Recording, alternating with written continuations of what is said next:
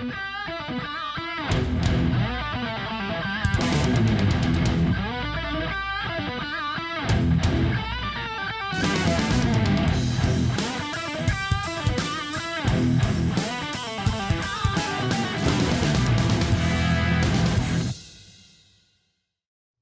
call may be monitored and recorded for quality assurance.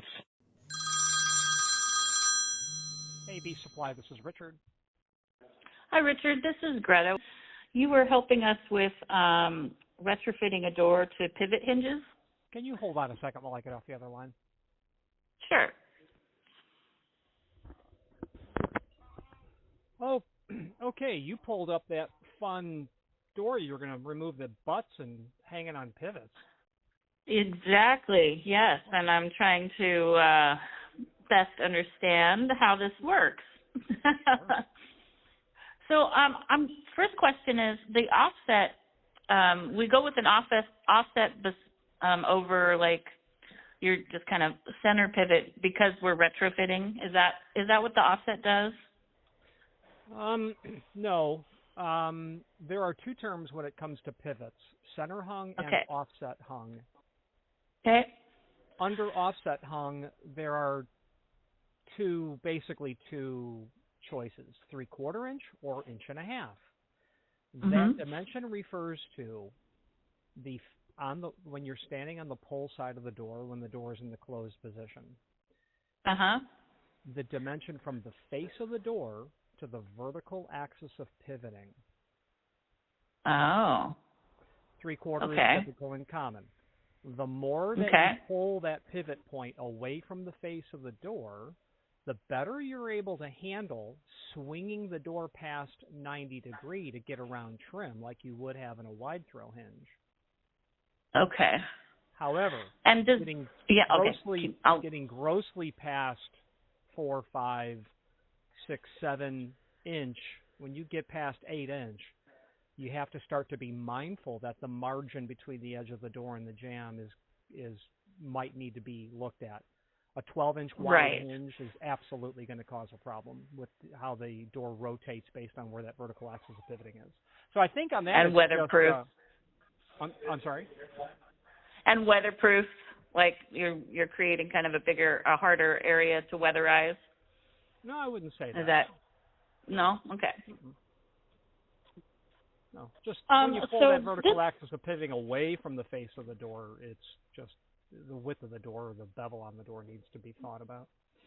Yeah. So that's what I'm trying to best understand, like what that will look like. You know, in this scenario, like, are we going to have to bevel back the corners? Are we going to have to make a special augmentation to the jamb to allow that pivot? No, not at all. Think of your butt hinges right now. Yeah. That vertical axis of pivoting, that imaginary vertical line through the center of the barrels, it's about 3/4 from the face of the door. It might be a little bit less, but we don't know what it is. But it is some dimension off the face of the door. And now, so why 1.5 inch offset is probably the heart of the question. Well, you've got a thicker door. And I thought you would take those pivots and you would be able to get the center line of the arm on the bottom pivot and the door component of the top pivot better centered in the thickness of the door, and then achieving whatever offset you're going to achieve. So your door is a 1/2 inch thicker than standard. If you were to increase how far back you mortise into the door for the arm and the top pivot component, you are going to be left with whatever your offset is. In this case, it'd probably be 1 inch.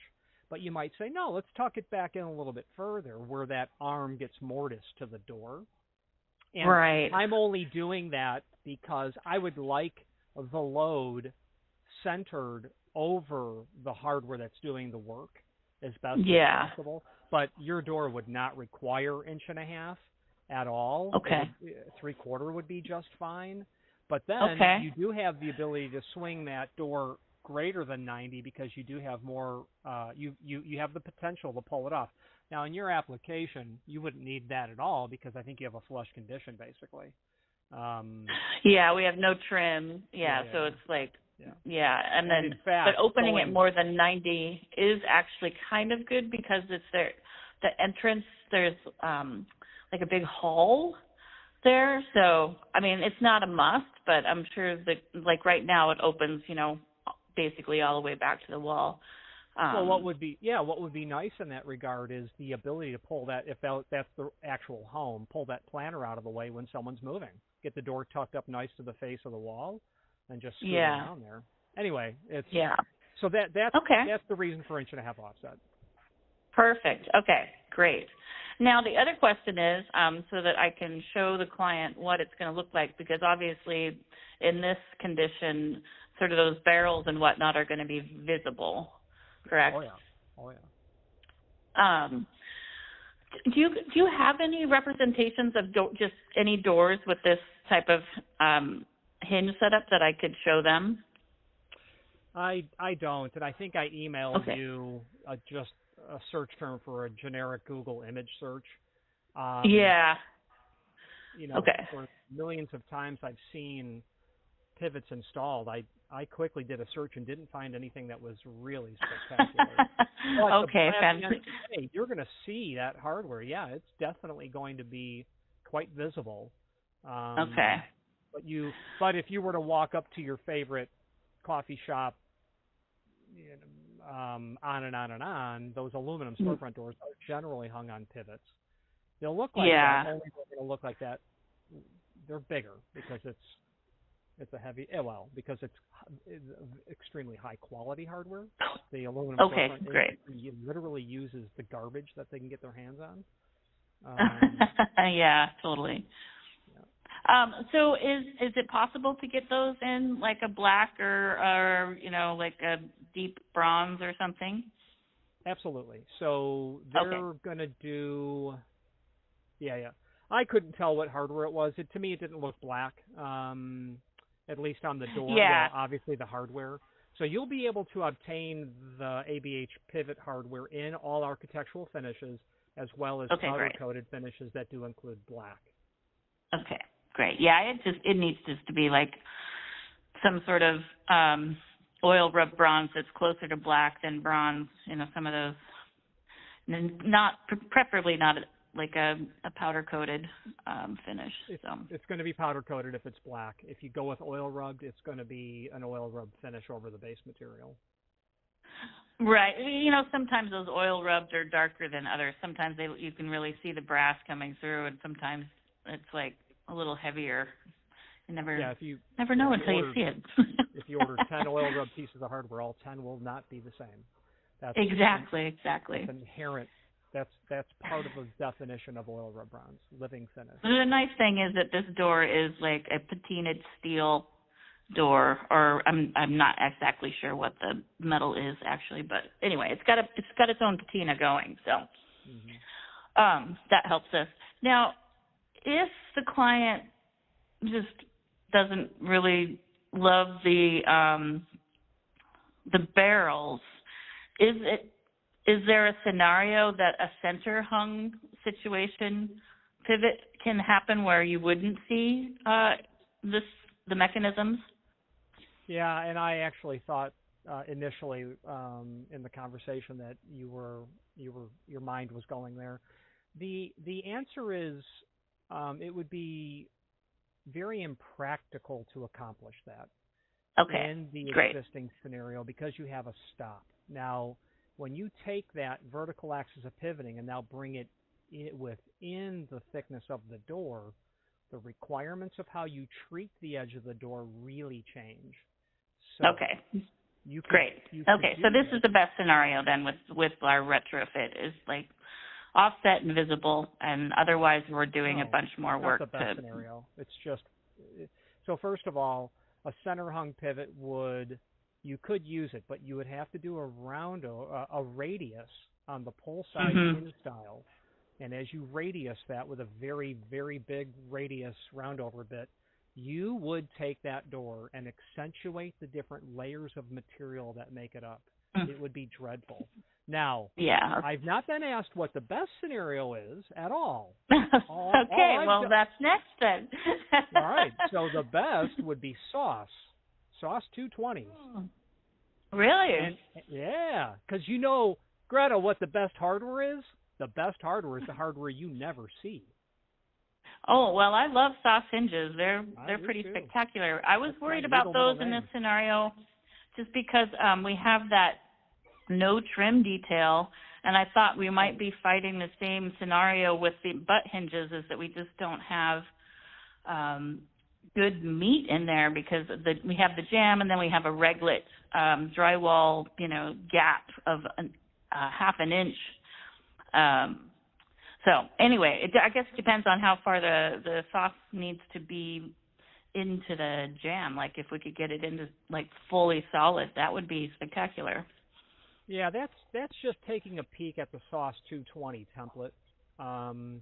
And the dimension you're focusing on from their template is dimension E, and it may, and the SOSS, the existing installation may violate what's required for a SOSS hinge to get installed.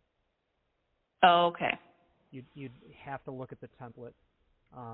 Okay. And it may not work. Could you also forward me some of that information? You do sell those, I'm assuming. I have an obscene amount of SOSS in stock at all times. We Wonderful. all the time. Yeah, if you would forward what you would recommend for this application, and I'll take a look at that and then walk the client through both of them. Yeah. Yeah, that's awesome. I've sent you a link to the template. If that's going to work, then it's just a matter of, you'll be able to find lots of images online of SOSS 220s, and I've got what's going to be the greater offense is doing the Dutchmans on everything. Yeah. Even though it won't be, it's not going to be ideal because.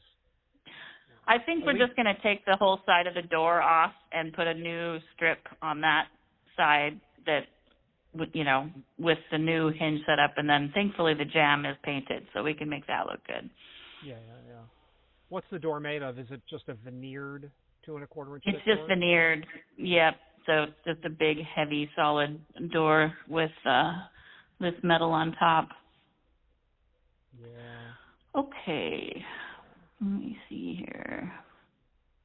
Yeah, I mean, we've done so it. You said we've taken a planer, or better, a table saw, and we've just ripped off, let's say 200 thousandths, and then came back with a piece of wood, glued it on, clamped it, stained it. It is what it is.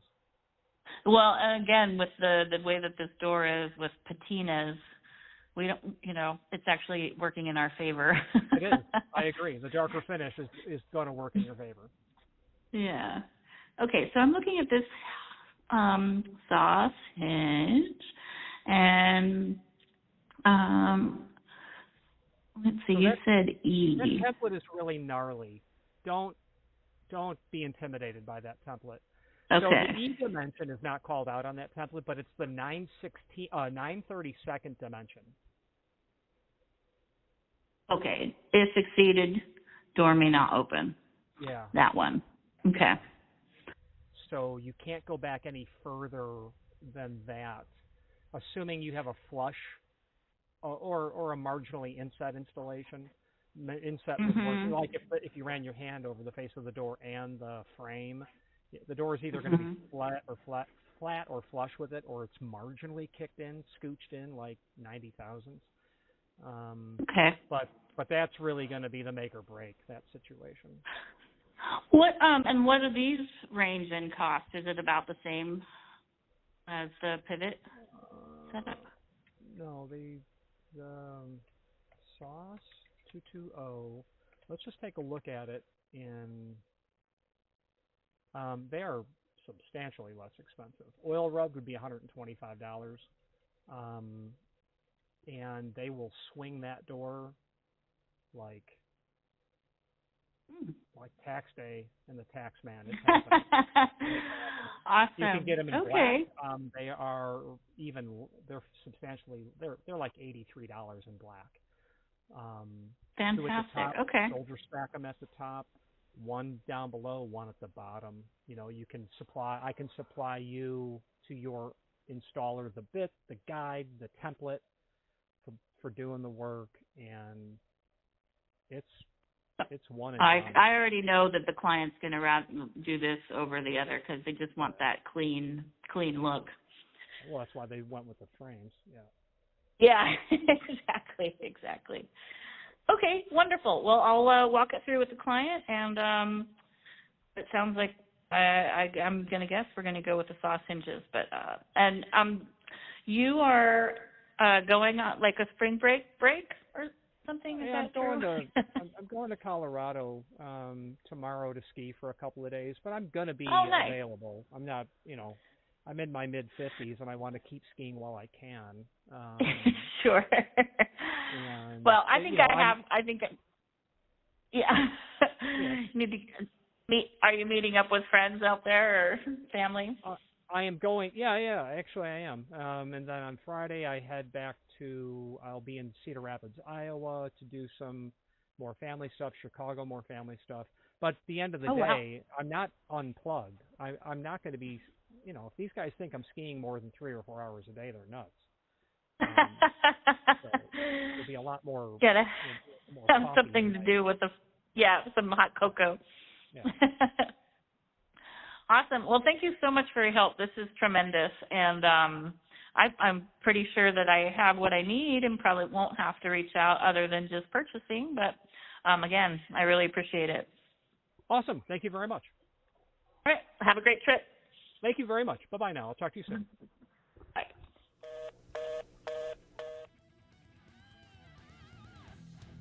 Thank you for watching, and if you've enjoyed this video, please click thumbs up. Please subscribe and maybe even send the video to someone that you know. Thank you.